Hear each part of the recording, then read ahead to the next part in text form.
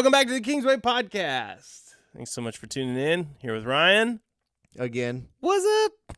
We just recorded the intro, but it didn't work, so we're back. Yeah. We're back. I'm really sad. You didn't know we were back, but we're back. This whole episode is just to cheer me up. Hey, we got some things we want to talk about, though. Yes. Obviously this podcast has been a fun thing to be a part of, kind of the weekly routine here with us and the Kingsway staff. It's been a neat thing that I've been a part of now for almost a year and a half. But we have a little different flow that we want to let people know about here going into the summer. Yes. As we, so we've been releasing a few episodes where we review The Chosen. And we love those episodes. Absolutely. I especially love those episodes because I've grown to love The Chosen. Took like 15 minutes of the first episode before I was like, I'll never watch anything else in my life. Like I just wanted to see it all right then. Yep. But there's a few problems with how we've been doing that. One, I want to see all of them, and we're waiting too long. Yep, we've gone like 3 weeks. I can't handle it. Uh-huh. Secondly, we are releasing them all on Thursdays, kind of back and forth between regular episodes. And we want to alleviate that problem. We want to put out more content over the summer, so we are going to, on Tuesdays, be releasing our Chosen episodes starting next week, and then on Thursdays, release our normal episodes. That is so exciting to me because I think there's a part of me that hopes that you'll tune in and take the journey of The Chosen, and you'll actually be a part of that. And maybe you'll do the binge thing that we want to do, and you'll just watch them all, but you'll come back and watch our kind of reviews of the episodes, because I think they're kind of a fun way to catch some things that maybe you didn't catch, to go deeper into some of the things that maybe you're seeing, and then ultimately, like, maybe comment and say what you've seen. And I think in some of the things we've already done, we've only done a couple episodes. I've heard people that are watching and listening and being a part of it.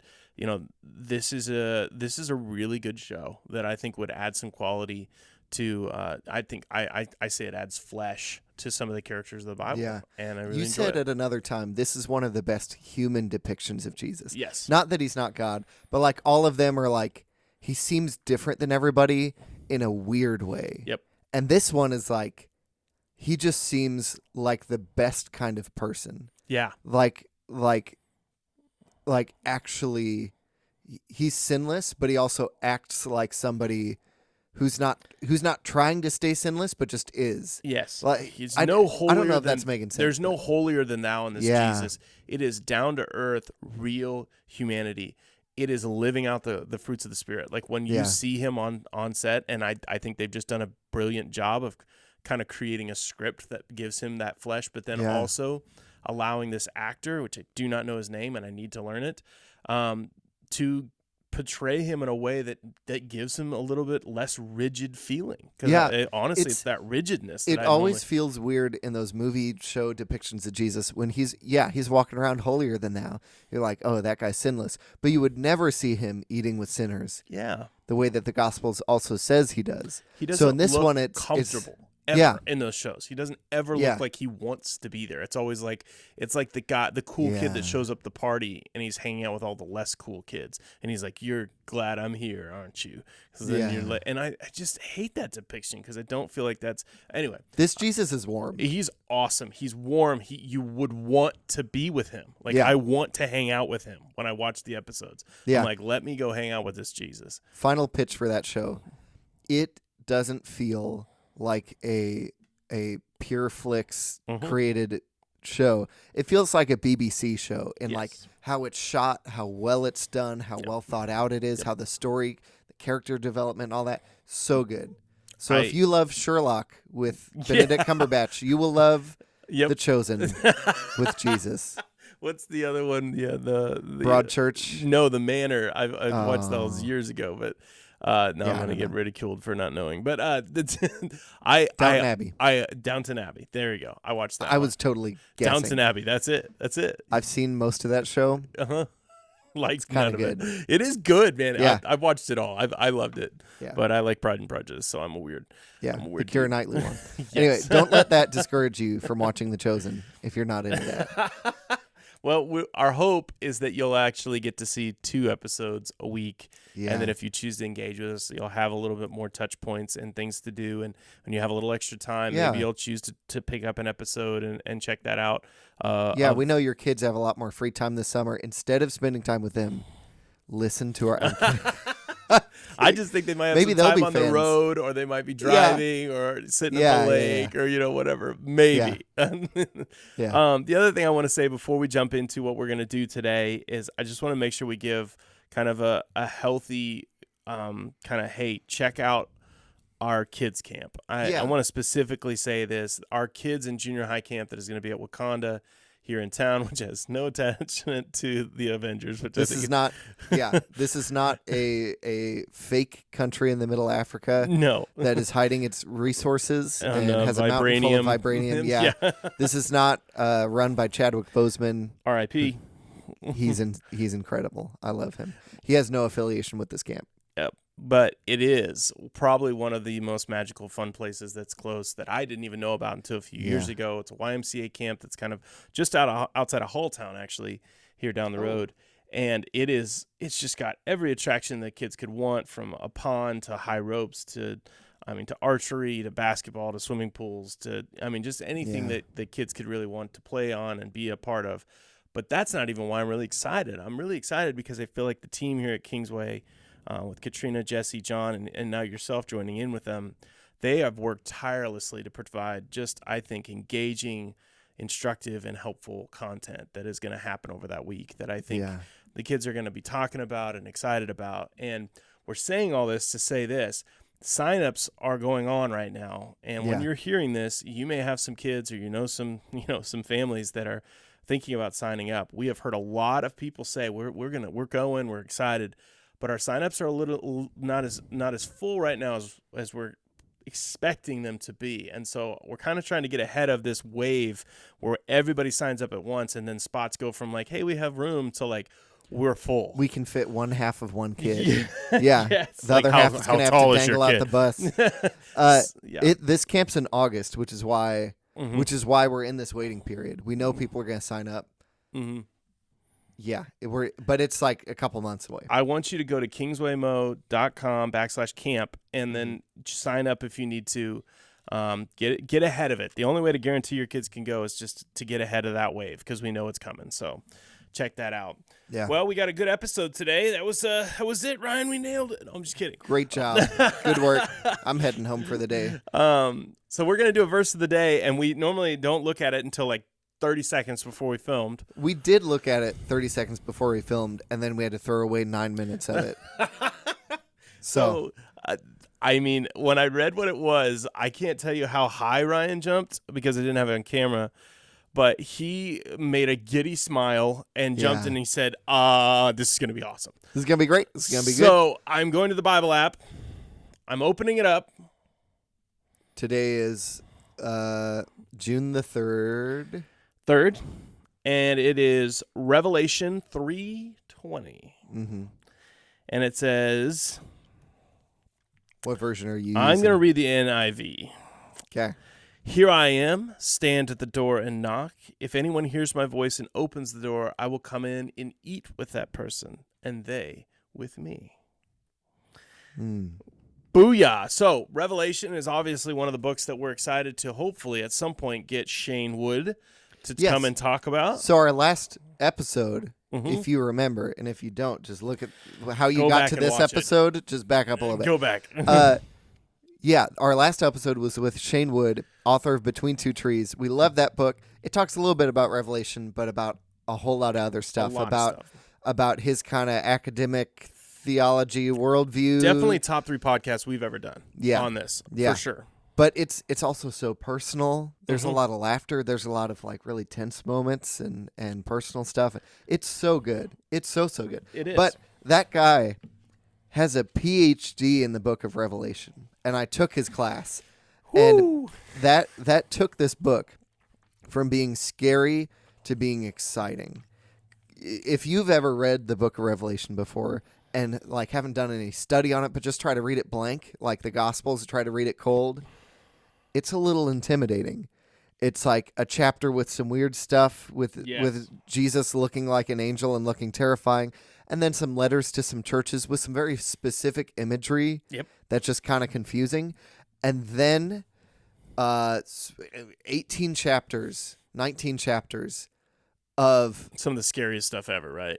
I apologize to my grandma and all the like moral people in my life for saying this. It seems like John's on an acid trip. Yeah. When he's writing this, it's like I saw this and then this There's was a spinning dragon then, and a beast and there are frogs. It's like it's trippy. Yeah. But if you know what you're looking for, it's great. Yep. So, that being said, we're going to stick with 320 today. Yeah. And I am excited to hopefully have Shane on to kind of break down the greater imagery of that. The nice thing is, because I know that in the first 3 chapters, John plays nice. We don't have to go to some of that stuff today. But the imagery that's in here is still very full, very, very fun. Oh, yeah. And I've actually preached on first 7 chapters, I think. Chapters 2 and 3. Mm-hmm. Or the 7 churches, I should chapters say. 1 kind of sets up the author, which is cool because we're in the series on the Gospel of John right now. And it's slightly debated, but I'm not worried about it. Not very heavily. It's not very heavily. This is the same guy, the Apostle John. He writes this revelation of Jesus, and he also writes the Gospel of John. Same guy. You can kind of feel the same kind of language, even though it's a different genre. Well, and it seems to be written a little later than his Gospel. And obviously there's been more understandings of some of the things. And to be fair, a little sneak peek, the Gospel of John is written in a very intentional way with an intentional purpose. Yeah. And it seems to be formula. It's one of the only Gospels when I read, maybe Matthew's is the only other one, but I think Matthew's is just real details for Jewish stuff. Yeah. But John seems to be like almost like laid out with like a script in the mind of like what he's doing. He's not just taking events. He actually had a plan before he started and really put the whole thing together with the 7 signs, the 7 statements, having this culmination of Lazarus being raised from the grave in the middle and then at the end. So it's just a different style of gospel. Yeah. So chapter 1 is kind of an intro. It really kind of sets you up for what to expect in the book, even though the book's going to break all those expectations. Yep. But 2 and 3, and 3 is where we find our verse of the day, are 7 letters to 7 churches. So if you're used to reading, are you familiar with reading any of the epistles? So the whole New Testament, after the 4 Gospels, Matthew, Mark, Luke, and John, and then Acts, the whole New Testament after that, and then the last book is Revelation. All those books in the middle are epistles. Yep. Those are letters to churches, to individuals, usually from Paul, sometimes from Peter or Jude. They're like John, other people. They're like correspondence, encouragements, sermons. Yeah. Some of them, like Hebrews, is like most likely a sermon. Yeah. It reads maybe from Apollos. We're not sure. I think it's Apollos. I think it is too, but I just like being really sure about it, even though I'm not sure about it. I did research about that at some point in my life. Yeah. But then, like, most of those epistles are larger. Some of them, like 1st and 2nd Peter, aren't as large. Yeah. Some are like 4 or 5 chapters. Some are like 13, 16, 20. Obviously, like the letters of like 1st and 2nd Corinthians are a little larger. It's like 16 and 13 chapters apiece. But most of them are like Ephesians, Philippians. They're 4, 5, 6 chapters. Galatians, and they kind of hit this kind of middle stride. Yeah. These 7 letters in Revelation are very short. They're so short. Comparatively, they are extremely short, but they're packed. They're super packed. So what's going on in here? In like Paul's letters, he has a greeting. He talks to them about specific stuff in their church. He encourages them. He tells them to start doing stuff different. There's a lot of like ease to it and personability, and it sounds like you're overhearing a conversation. What's different about the letters in chapters 2 and 3 are that Jesus is like specifically telling John to write these. So it's like more it's prophetic. Like he's penning. Yeah, prophetic. What we mean by that is not predicting, but that it's God making his will known, hoping to change people's course or strengthen their course. And it's not John knowing this, knowing people and pointing specific people out. This is insightful understanding given by the Holy Spirit to John. Yeah. And what I mean by prophetic is it's probably not knowledge that maybe John had before he was given this. Like maybe it's not, he may not even know these cities or know what's going on. And I know that sounds a little scary when I say it like that, but you'll understand it when you read the letters because they are incredibly intense and very specific for each city. They're so cool. So So the verse of the day is 3:20, and in my translation it says, "Behold, I stand at the door and knock. If anyone hears my voice and opens the door, I will come in to eat with him and he with me." That's within the last letter at the end of chapter 3 to the church in Laodicea. So if we back up and look at the context, it'll give us a clue to what's going on here and what Jesus and John are trying to say. That's so so cool. I have to point this out because I'm such a nerd. Yeah, go for it. The next verse, it says, "To him who overcomes." I'm literally preaching out of John 16, and the last verse of John 16 is, "Take heart, I have overcome the world." Yeah. And so in my mind, I'm just like, bruh, like John wrote this. Like Yeah. I mean, really, The same guy. like the same guy. You know what I mean? Like the language and just the way. Yeah. And I don't know the Greek and everything, but that when we looked at that word "overcome," it's very clear that's normally translated a very similar way. So like that to me is like proof right there that John had a hand in this. It's pretty neat, or at least the authors are the same. Yeah. So go back and I think it's really healthy to back up and see what door, why are we opening it, who's it, you know what I mean? Yeah. Like what's going on. So Okay.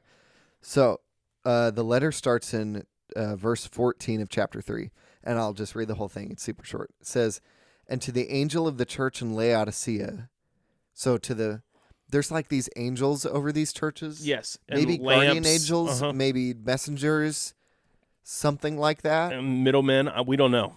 We don't know. All the picture it's kind of painting. The easiest, best way we can explain it is that the angel over the church is just a way of saying these guys were always in a polytheistic culture. There's Zeus, but they're in Rome. They're under Rome, so it's really Jupiter and all these other gods. Yeah, And they're in a culture. They're in a time where that's just assumed. Yep. So when God is saying to the angel of the church of Laodicea, he's basically saying, "I've delegated some spiritual being to watch over you, to guide you, to protect you." Yep.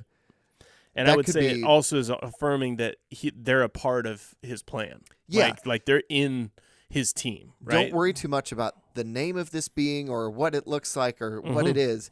Just know what God's doing. Yep. Yeah, he's watching over them. He's looking out for them. And that's what he's doing through this letter too. So, to the angel of the church in Laodicea, write, "The words of the Amen, the faithful and true witness, the beginning of God's creation. I know your works. You are neither cold nor hot. Would you that you..." I'm going to read this out of the NLT because the ESV that I'm reading out of is a little hard to read from. It's not as... I love the much- NIVs, and I'm going Go to for it. probably love the NLTs even more. That's what I Okay. was going to say. I think I'll like Okay. the NLTs even more. Here we go. Verse 15. Okay, verse 15. "I know all the things you do, that you are neither hot nor cold. I wish that you were one or the other. But since you are like lukewarm water, neither hot nor cold, I will spit you out of my mouth. You say, 'I am rich, I have everything I want, I don't need a thing.' And you don't realize that you are wretched and miserable and poor and blind and naked.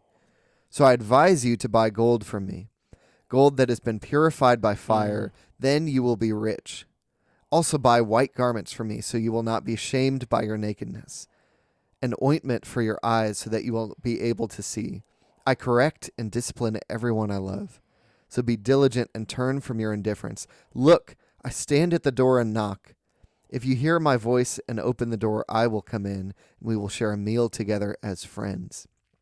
Those who are victorious will sit with me on my throne, just as I was victorious and sat with my Father on his throne. Anyone with ears to hear must listen to the Spirit and understand what he is saying to the churches." Dude, that's so cool. So There's so much there, dude. there's a lot of specific language in there. And I'm glad I have my college Bible, which was a little hard to read from. But I'm glad I have that. Talk to me about Laodicea, because I think that is the most important aspect of this whole story, because it's to this church. Do we know anything about Laodicea? What do we know? We do. So all these 7 churches are in Asia Minor, which is like Turkey. So just south of that is the Middle East. That's where Israel, Jerusalem, all that stuff is, where Jesus was. And to the north of that, north and west, is Rome, the center of the empire. and this is kind of a gateway between the two. This is a place heavily colonized by Rome, so they're all under Rome. Just for reference, the Gospel of John is to the same churches in Asia Minor. He mentions these are the churches. This is to letter to the churches in Asia Minor, which is crazy. Yeah, which is cool. Keep going. So here are a few things we know about Laodicea. This is one of the more harsh letters that Jesus and John write together. I will spit you out of your mouth seems pretty harsh. Yeah. Here are the things we know about them. Because that whole first paragraph, it was really difficult. It's the paragraph right before I stand in the door and knock. Yep. So it's the one with the hot and the cold water and the lukewarm water, and I spit you out of my mouth. And you better turn. Yeah. And you're poor, blind, and naked, and you can't. Yeah. So here's what's going on with Laodicea. They are prideful. They are rich. Yep. When it talks about the hot and cold water, it's pretty cool. I know that's super cool. This is incredible. So they are a city in between hot springs and in between a very cool like mountain spring. And these are both very useful kinds of water. If you've ever taken a shower or drank water, you know that hot and cold water are like magical when you have they're them. So magical.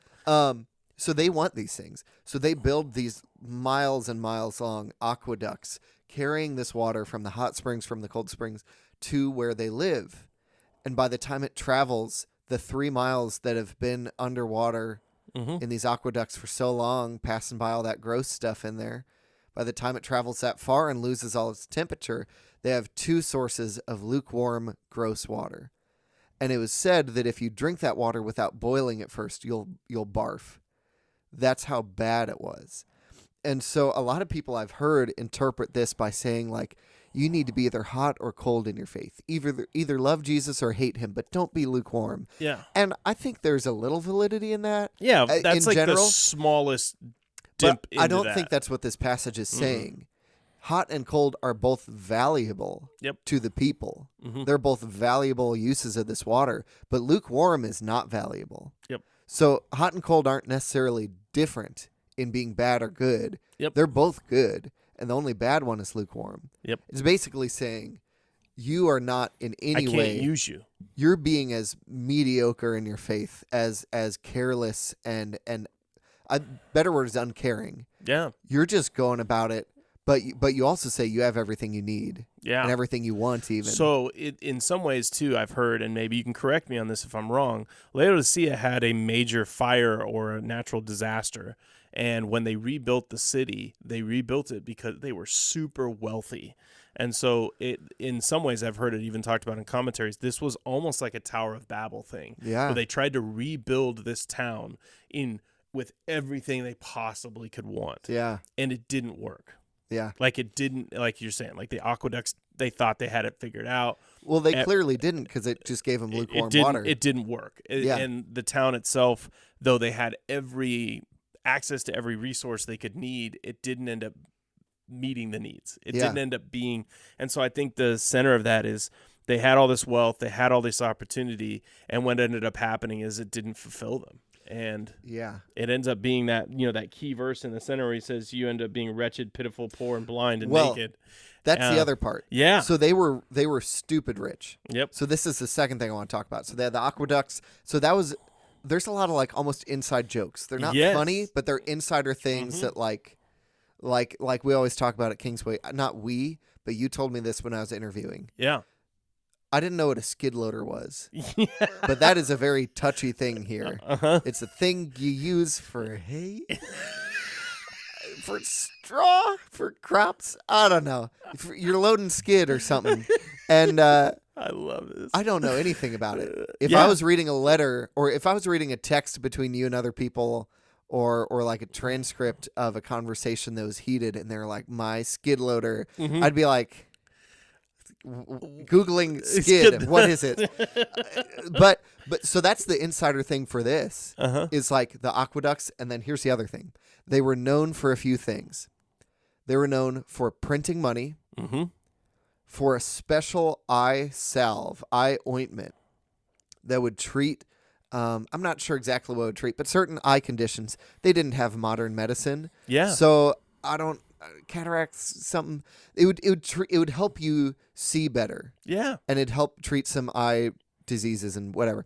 And then they were known for purple cloth, which like think of every picture of an emperor or anything. It's like some deep colored purple cloth, and that's how you knew they were rich. Yep. It's because they had purple cloth. And it's royalty. So they're known for fancy clothing, money, and being able to see.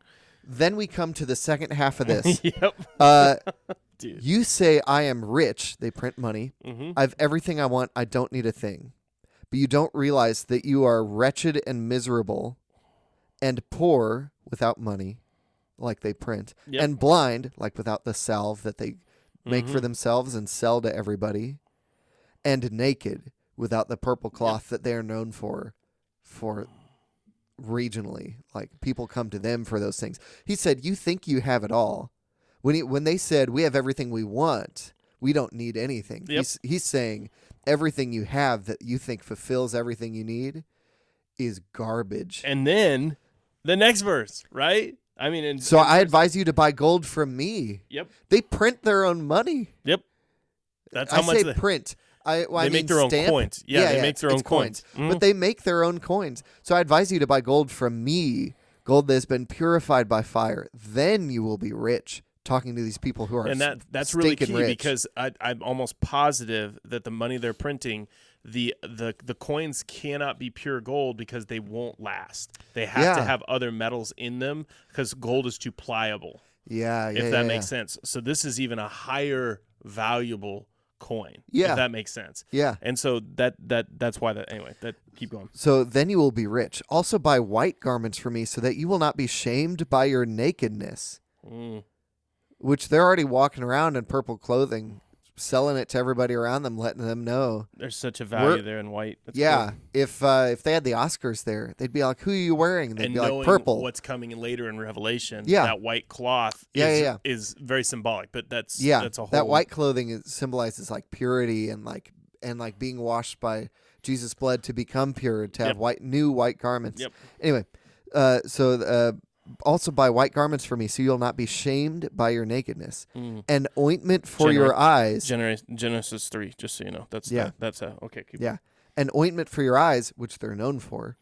But he's saying you don't even have. So you can see. Ointment for your eyes, so you can really see. I correct and discipline everyone I love. Woo. You think you have it all, but actually everything you that was appropriate. Am I old? I don't know. I know I've heard that. That's what that means right there. Yeah. That's just, that's like a put down. That's like a nailed in the coffin. That's like, why in the world would he say all three of these things if those are the three things they have the most of? He's writing this to a person that has a stack of coins, a stack of purple cloth, and the best ointment in the world for eyes. And he's like, you need my gold, you need my clothes, and you need my ointment. Yeah. Imagine Jesus writing a prophetic letter to a Texas militia. Yeah. And saying, you need my guns. You guys are defenseless. You guys are weak, muscled, and you guys don't know how to barbecue. Oh, you should get some of mine. Imagine that shot straight at what they're proud of. Anyway, so he does all this, and then I correct and discipline everyone I love. So be diligent and turn from your indifference. Their indifference is, we've got everything we need. We don't need Jesus to provide anything. And I love the NIV because it says, so be earnest and repent. Yeah. And so that we hear those words a lot, but the NLT does a great job of saying, like, earnestly turn back. Come back to me. Yeah. You don't need your gold. You need my riches. You don't need your cloth. You need what I can clothe you in. Yeah. You don't need what you can see in this world. You need what I can see beyond this world. Yeah. So here's my favorite part. We get through all that. You think you're high and mighty. You think you have everything you need. Yep. You think you have the corner on the market of like riches. Yeah. And you've tried to provide things that are even beyond your reach. But you have nothing. Yep. Turn and get what I have. So then 3:20. Look, I stand at the door and knock.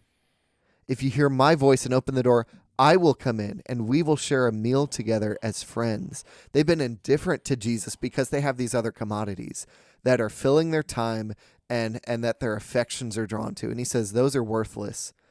You should be putting all that affection, all that love, all that desire toward me and what I can offer. because Yeah. what I can offer is more pure gold. What I can offer is ointment so you can really see what's Yep. going on. Yep. What I can offer is clothing so you won't be shamed by your nakedness, being clothed in this world and the things that you're proud of Yep. that will fade. And in Roman culture, you know this, but I'm Yeah. going to say in Roman culture, all of those things, your wealth, your clothing, your ability to see clearly, all lead to who you get to dine with, what social circles you're invited into, who and what level of prowess have you gotten to. And these people were competing with themselves to have those higher circles of influence. It's almost like, why do we work hard if we never have fun? Their fun, their outlet, their like reward was these high prestige Roman meals. Like they would be invited into these banquets, these celebrations, these incredible opportunities to rub elbows and be with people of influence, to feel like they're important, to feel like they've made it. And you can feel the intensity of what Jesus is drawing the conclusion to, which is ultimately I get the analogy, it's communion, right? Which we've talked about several times. It's this pulling them in and going, this is what I want from you. It's that walking in the cool of the day, Genesis 3 language, right? Like, I want to be with you. I want to be around you. It's what you really need. Yeah. It's powerful. Yeah, and it also goes against the idea that they can do something to earn favor with Jesus and be invited to his table, or that him be invited to theirs because of their riches, because of their purple cloth and their ointment and their money. Yep. They're not showing up to Jesus's house. Jesus is showing up to their house. Yeah. And that, I think, is also huge. They're not standing at the door knocking and Jesus is going to let them in. They are waiting. They're keeping Jesus out because they're too distracted. Yes. Playing with the money in their treasure chest in the back room. And I think that's the thing. Like, Jesus is, and this is an allure back to what Jesus has preached in the Sermon on the Mount. I sit at the door and knock, and anybody that opens, I will come into their life. And this is obviously him saying, you've heard this before, John, prophetically saying, like, this is what Jesus has spoken to you. You probably heard the Sermon on the Mount by now. Come back. Yeah. Like, come back. It's powerful, man. Like, that verse, when we read it, you're like, oh yeah. And you know what's funny is, like, I don't think I knew that was Revelation. Like, I knew this verse, but I don't think I knew that was Revelation. Yeah. I think I thought it was John or Matthew, I should say, in the Sermon on the Mount. And I'm like, nope, it's right here. I mean, how it ends could not be more gospel-like in the sense of, like, how it feels. To him who overcomes, I will give the right to sit with me on the throne, just as I have overcome and sat down with my Father on his throne. Yeah. That sounds so much like Jesus. Like, that sounds right. Like, that is a prophetic word. We were just doing John 14. No, that was like a year ago. But we're doing John 15, which is the image, object illustration. Yes. Object lesson? There we go. Object lesson, yeah. 14 is I and the Father are one, and 15 is I'm the vine, you are the branches. And my Father's the gardener. And it's the same thing. Yep. But it's just putting an object to it, an illustration to it. This is that same idea. So when you see, even when you read, those who are victorious will sit with me on my throne as I was victorious and sat with my Father on his throne. It's about the victory. It's about the power and the honor that comes from Jesus, but it's also about being with him. Yep. That, like, we are invited to such lofty things without any ability to have earned that invitation. Oh my gosh, yes. And I keep quoting Matthew, but how this whole section ends is so, like, Sermon on the Mounty. It's not even funny, because that's a Canadian translation. Is it Sermon on the Mounty? Sermon on the Mounty. Give me all your maple syrup. Sorry, all those that are listening in Canada right now. I apologize. But Jesus just says over and over in the Gospels, anyone that has ears to hear, let them hear. Yeah. Anyone that has ears, let them hear. And he says that at the end of all of these letters. Yes, but he says it with the New Testament promise that was in John 14, 15, and 16. He says, let him who has ears, let him hear. That's the end in the Gospels. But now the Spirit has come. So he says, what the Spirit says to the churches. And so the Spirit that lives in them, that is a part of them, that has been a part of their growth, listen to that voice that has been drowned out. This makes me think of the rich young ruler. Yep. Because Jesus came to him and he knew the scriptures and he wanted to be with Jesus. Some people have interpreted that like Jesus is annoyed with him. No. Some people have interpreted that as Jesus has grace for him. But either way, Jesus extends his offer. The guy's like, what do I need to do? I've obeyed the law perfectly. And Jesus says, you just need to sell everything you have and follow me. Yeah. And the guy's like, I can't do that. Mm-hmm. I have so much stuff and I like it all. Yep. I like being secure in the amount of stuff I have. I like enjoying all the stuff I have. And that's the same dichotomy that we see here, the same tension between two realities, either Jesus or delight in your own stuff. Yep. And delight in the security of all the stuff you have, which can disappear in an instant. And that's what I love about that Laodicea idea of rebuilding. Like they had to rebuild this, and even when they rebuilt it, it didn't. What's stopping another fire, another war, And so I think destroying I think that part of that whole shameful, record, pitiful thing, I think they felt that tension when it broke and when it wasn't there. And so he's going like, you've built all this for what? They had just felt poor, blind, wretched, pitiful, naked. Yes. And they were like, let's rebuild it so we don't have to feel that way. Rather than, and now I'm not saying you shouldn't live in a house if it burns down. You should just, but like they wanted to rebuild in splendor so they could have splendor again. They didn't just want shelter. No, and I think that's what Jesus is offering. He's going, look, this is a new way to live. My gold, my clothes, my ointment. Yeah. It's just a new way to live. I love breaking down these verses with you. I think it's really fun when we get to dive in. I know that we probably went all over the place and kind of took you on a journey. I hope that you see, though, like one little verse off of an app can really lead you to some fun places of investigation. Yeah. And if you just look at like a small concordance, if you go to Bible Gateway or you go to the Bible app and you just start to look at ways that these verses connect, especially when like this one has connections to the Gospel of John, I find it to be just enthralling to see how much these things just speak the same words of hope, the same gospel, the same message over the course of even 100 years probably, or at least 50 that these letters have been written.